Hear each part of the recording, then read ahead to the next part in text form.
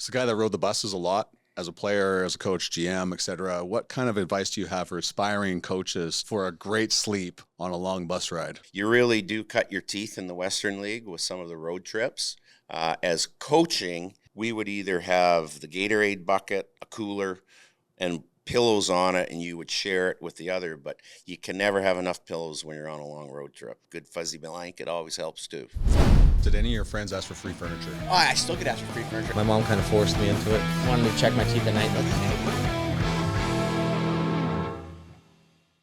Dean, your name is synonymous with the Western Hockey League, your last name.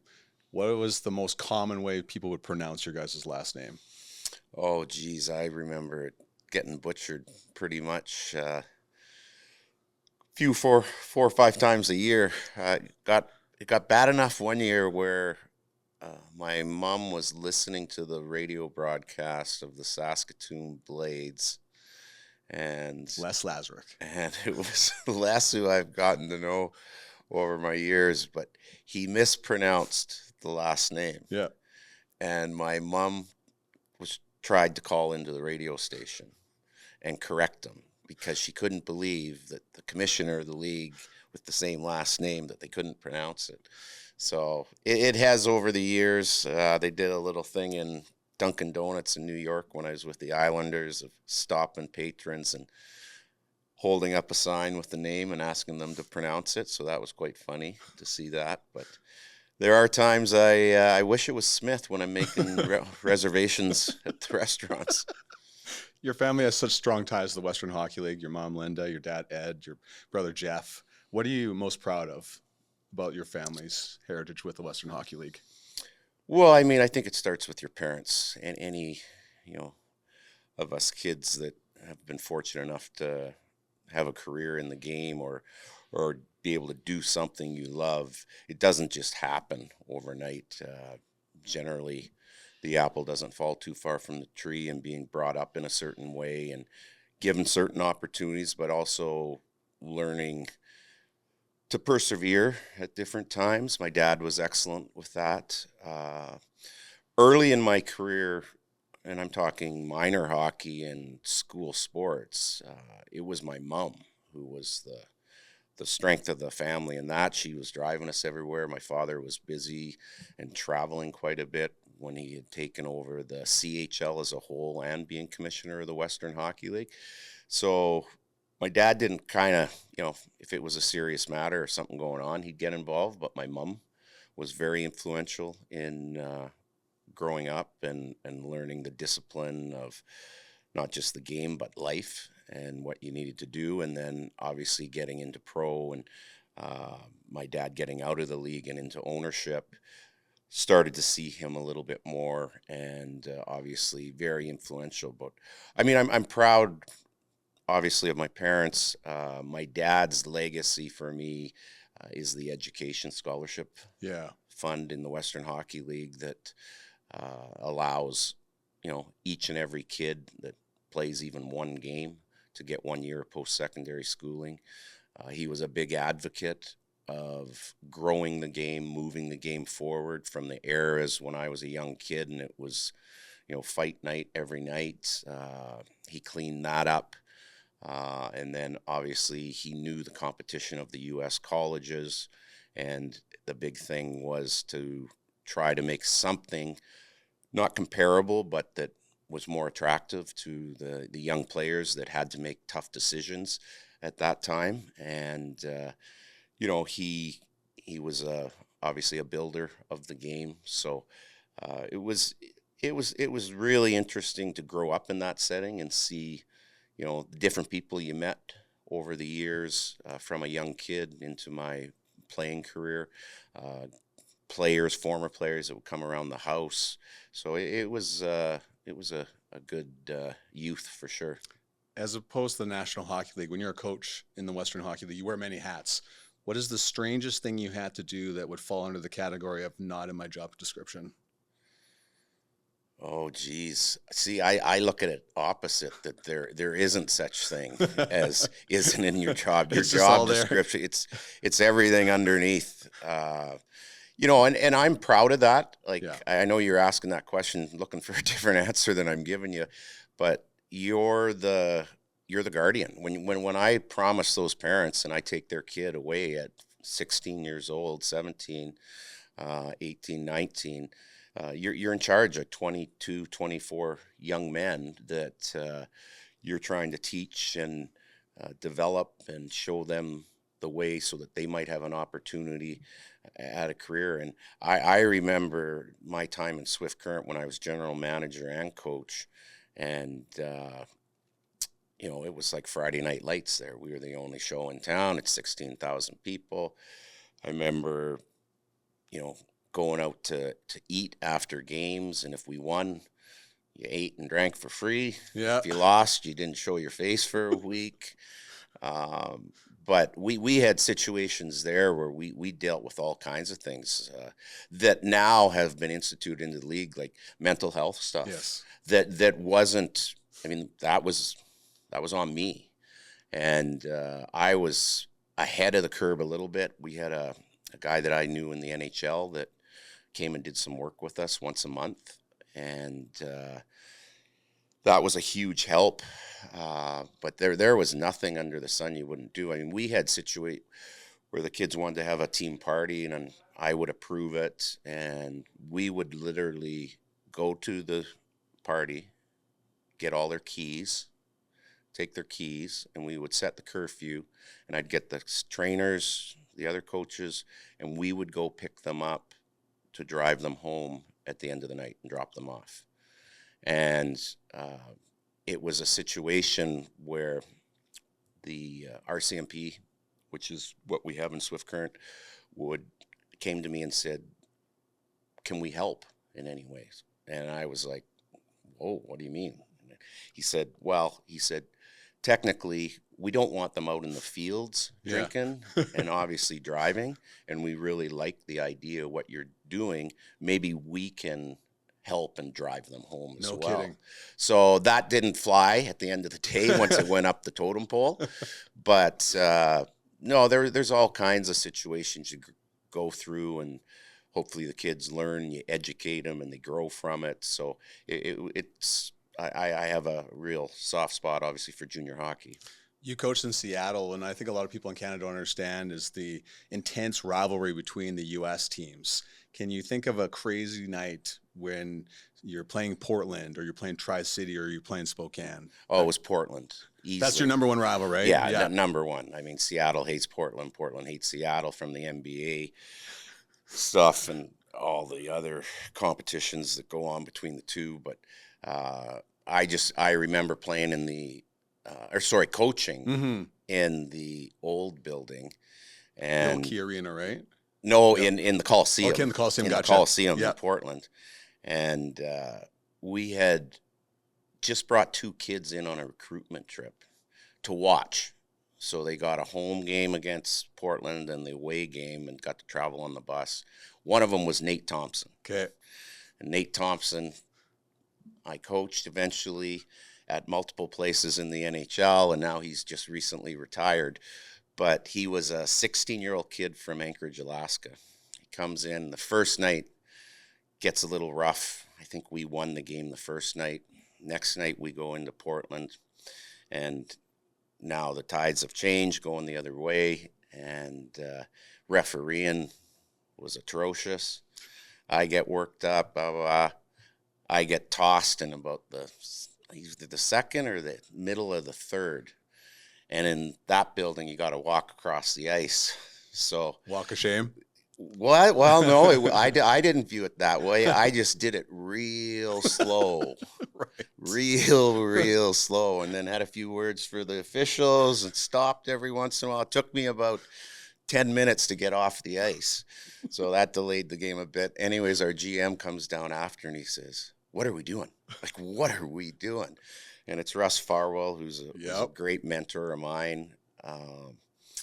And he said, "We got these kids in here. We're trying to recruit them. Like, there's no way they're going to commit to us." And I said, "Oh, I think we'll be fine." And sure enough, Nate played for us the next year, and so did the other young fella. So, that's a great rivalry.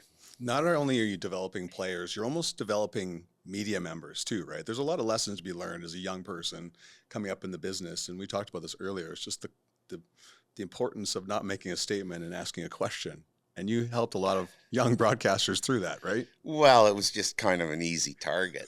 Like you do so many interviews and anyways, and they're all prepared and they're nervous and you got your 15 minutes at 5:15 before the meetings. They got to get this done and their tape recorder and recording it. And, they make a long-winded statement and you'd always just give them a one-word answer. Yep.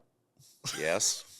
Or you would ask them a question back to try to engage. And then they'd have to restart the recorder and go back at it and try it again.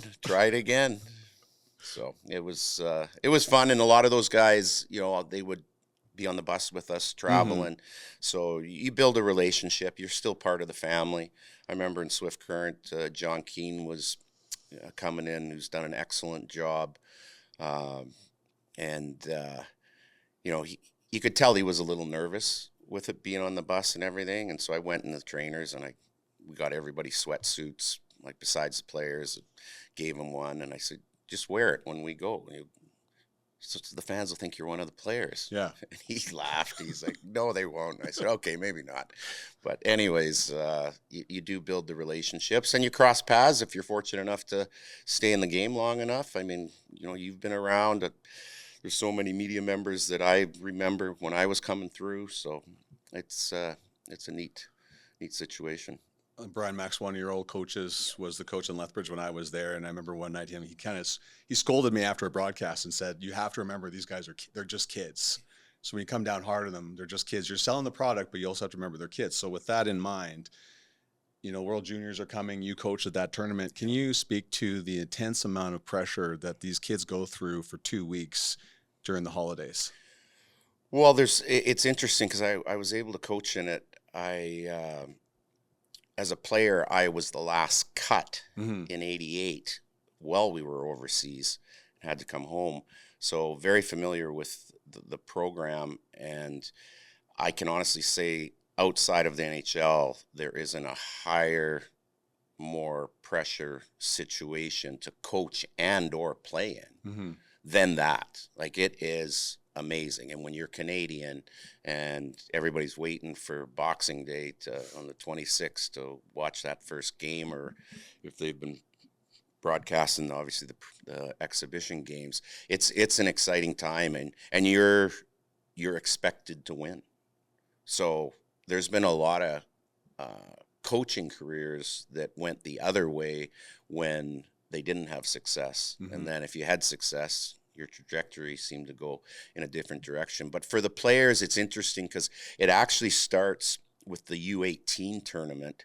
And I remember when we were picking that team, which eventually became the World Junior team a year later, or most of them did, because we had a young team with the 1985 birth group. It's the first time guys will have been cut at the under 18. Right. They've always been the top of the top. And I remember that the Hockey Canada staff said, no, go about this cautiously and professionally, because you're gonna see some emotion that you probably haven't seen before. And I was like, okay. And then they said, because it's the first time they've been cut. And then as a coach, though, you're like, well, he can't honestly thinks he's going to make this team. Yeah. Oh, yeah, they all think they're going to make this team. So it starts at that, and then you get to the next year. So, like, the next year, we had to cut Corey Perry. Oh, my gosh. And Corey Perry was on the under-18 team, and he was great over in Slovakia. And the next year, he didn't make the cut, and he was devastated. But I'm sure it was fuel for the following year when those guys all came back in Grand Forks. But it's an exciting time for sure. It's the guy that rode the buses a lot as a player, as a coach, GM, et cetera. What kind of advice do you have for aspiring coaches for a great sleep on a long bus ride? Well, you know what's interesting? A friend of mine, Ryan McGill, has coached in both leagues, as a number of coaches have, from the Western League to the OHL. And the OHL obviously has less travel days, closer distances. So you really do cut your teeth in the Western League with some of the road trips. Uh, I mean, the buses are obviously continue to get nicer and nicer, but the safety issue is still something you worry about. The players generally, there's different contraptions they make that they can lay over the seats, that one player on one side lies on the floor and the other lies on the seat. As coaching, we would either have the Gatorade bucket at the front or a cooler and pillows on it, and you would share it with the other, but you can never have enough pillows when you're on a long road trip. Okay. And obviously a blanket, good fuzzy blanket always helps too. Hey Jets fans, Jetstown Takeover is back. One lucky town in Manitoba will win a day filled with school visits, minor hockey practices, and a viewing party. To nominate your town, visit winnipegJets.com/Jetstown Takeover. It's game day, Jets fans. You know what time it is. It's time to check in. So join us every game day at 12:30 for the official Winnipeg Jets pregame show. We'll break down the matchup, talk to special guests, and get you set for puck drop. And we love hearing from you, your questions, your comments. We're thrilled to be back for another season. So don't forget to check in with us every Winnipeg Jets game day.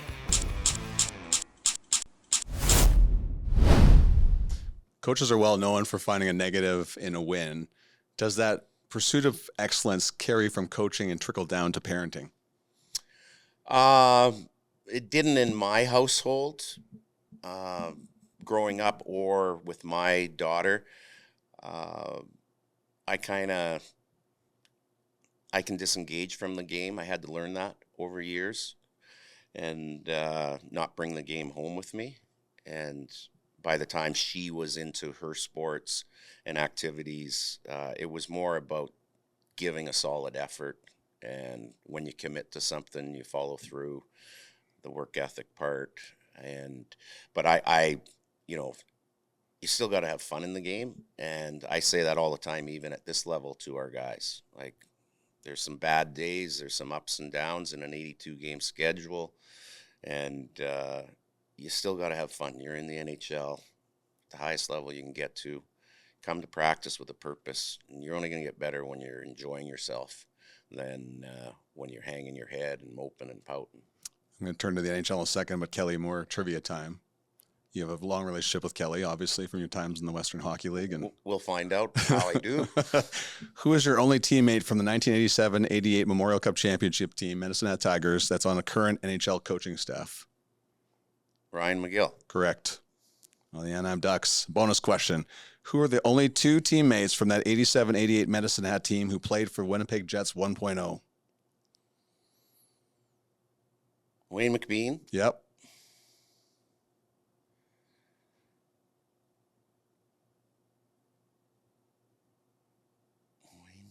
Not Neil Wilkinson. Correct. Neil Wilkinson. Yeah, Wow. yeah. Okay. Yeah, I was thinking of that. Oh, Wilk. Nailed it. Yeah. Good Manitoba kid. Congratulations. Yeah. That's awesome. You're in charge of the defense. What's something that Josh does that maybe the average fan wouldn't see or understand to an elite level? Well, his instincts are off the charts. So how he reads plays, whether it's to jump up, whether it's he closes extremely quickly when he defends. So obviously that creates turnovers and opportunities to go the other way. Very professional in his approach of off ice. These guys, yes, they make very good money, but he'll spend his own money to go the extra mile, from health things to massage to therapists that the elite guys all kind of are starting to get, and they want to not only maintain it, they want to go to the next level if there is a next level. So his how he takes care of himself allows him to play the minutes he plays and how he plays. His minutes, like at 24 to 25 minutes, like that's high. Mm-hmm. And that would be probably like 29 minutes for, say, a defenseman in Vancouver. by the name of Quinn Hughes, because Josh plays a different game. Right. His game, and I mean, Quinn Hughes is an amazing player. Josh's game is more physical. He gets involved in situations that, you know, some other players don't always get themselves in, so they're not as tired. They can play a different style, but Josh competes on both sides of the puck, and that takes a lot out of you. So you have to watch minutes with him, and when they start to get extended, which they have early in the season at times. Yeah, he's a real professional. These guys are all obviously very confident they're playing in the highest level in the world.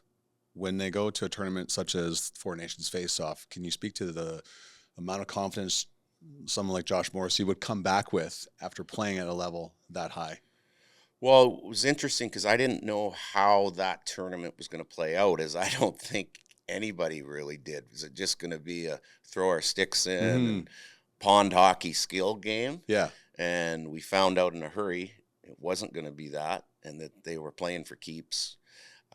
Tremendous event. And I remember him going, and, you know, he obviously a little nervous. You're around the elite of the elite, and he's but really excited to go. And I said, just take it all in, like, just be a sponge, just like you're a rookie again when you first come up, and you're just like, you just listen to everybody. Yeah. Anyways, he came back, and obviously didn't finish the way he wanted with getting sick in the final, but he definitely drew from a lot of experiences, not on the ice probably as much as off the ice, with different individuals that he hung out with, and defensemen that he talked to, and situations when they talk hockey, and which is a lot of the time what those guys are talking about. It's amazing. Looking at someone like Logan Stanley, who's had his ups and downs here, is his elevated confidence just as simple as he's played every night and that has allowed the consistency in his game to stick around? Well, definitely playing regularly. You know, I've seen it so many times in our sport where with young defensemen that get injured early in their career, not major injuries, but enough injury time lost on the ice that it affects your development. It just has to. You're not getting the amount of reps in situations that you need. You're kind of playing catch up all the time. You're hoping you don't get hurt the next time. So with him, you know, last year obviously didn't start the way he'd hoped, and then obviously had some other injuries along the way. But we had a chat in the summer, and I just said to him, I said, you know what, I need to do a better job with you. There's going to be details in your game that I'm going to work with you on, and I need you to embrace it. We got to build a better relationship between the two of us. So when the opportunity came, and we do a lot of video, or a fair amount of video, him and I, when the opportunity came to move up into the 4 spot on defense, he jumped at it, obviously, and out of necessity, and he did a pretty good job. You can see every game just a little more confidence each time. And, you know, it's injury related. So when you hear coaches say, well, yeah, we got injuries, so what? That's the opportunity for the next guy. And that was him on that situation. And it's still a work in progress, because there's games where now he's back in the third pair where I might not get him out as much. And all players will tell you, and I mean, I know it from firsthand, is, well, I got to play better. I need to play more. Yeah, like it's easier to play better playing more. And I get that. I never knock the player for that. It's just there's situations in games, and I'm worked with Scott where we have a plan on might be matchups, and then all of a sudden there penalties come into play, and now there's power plays, and now guys are sitting.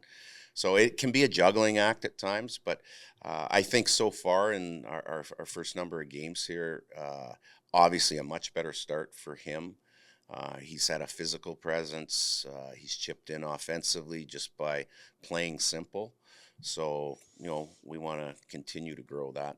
With fans that are listening or watching, what goes into the decision to what defense pairings go up against which lines? Sometimes it's straight skill related. Sometimes it's size of the opposition, of who can handle who down low in the battle areas. Sometimes it's an offensive zone face-off, and you abort the matchup to put your offensive defenseman out there. Okay. So there's a number of different things. And obviously at home it's easier to do because you have last change. On the road it gets a little bit trickier, so you got to try to be one step ahead if you're going to go that direction. We've already talked about there's a bunch of games right now. The schedule is so compressed because the Olympics are coming around the corner, which is going to be tremendous. What is the challenge with the penalty kill when you have consistent your key players coming in and out of the lineup? It almost seems like nightly. Well, it's a big challenge, and when your number one penalty killer's out in the goalie, that leads to some challenges. But we have capable guys. We got guys that now have done. It's a little more aggressive system that I brought in last year and discussed with Scott, and we agreed to give it a go. And the guys doing it now for the second year have felt more comfortable with it. And we obviously have some new guys working in on it that have embraced it as well. So it started out excellent. We were obviously taking a lot of penalties too early. We haven't taken as many lately, but we have been getting scored on one a game probably for 6 of the last 7 games. So we want to keep an eye on it. Obviously, it's a difference maker in games and can be a momentum changer, as well as the difference between winning and losing. And that's what we try to talk about. Embrace the fact that every time you go out there, this is your opportunity to be a difference maker in the game and either give us life moving forward. In the world of analytics, what stat or stats have you used to help make you a better coach? Well, that's a tricky one because the stats are different in every organization I've been with, because some do it in-house, some go by some of the other companies that are a little more generalized. The impressive part here with our group is that we do it in-house, and it's in depth. And we have meetings with everybody to go, not the players, but with the staff, to what we're looking for, what we need. Used to be, there was the Corsi, the shots for and shots against, and pretty simple stuff. Now it's pretty in depth, and obviously running the penalty kill, face-offs are a key thing, because if we can spend less time on our end by winning face-offs, that's important, and we've been much better at that this year. So from the penalty kill side, I look at that. Obviously, I keep track of who's on the ice in different situations and against different combinations or opposition. And, it's a large amount of information. What I've always said with it is it's a great tool, but I grew up in an era, and I still believe in the eye test and what I feel in my gut. So I use it as a tool. I like it. I love what we do here with it. And again, you don't go overboard with it. This isn't something as well that we throw on the players. Yeah. Because they have enough going on to prepare and focus without throwing numbers and things at them. And honestly, like, there's times the eye test doesn't match. And so you move on. That's why I say it's a tool that we all use, and we all use a little bit differently. Appreciate the time. Good luck the rest of the season. All right, thanks. Enjoyed it.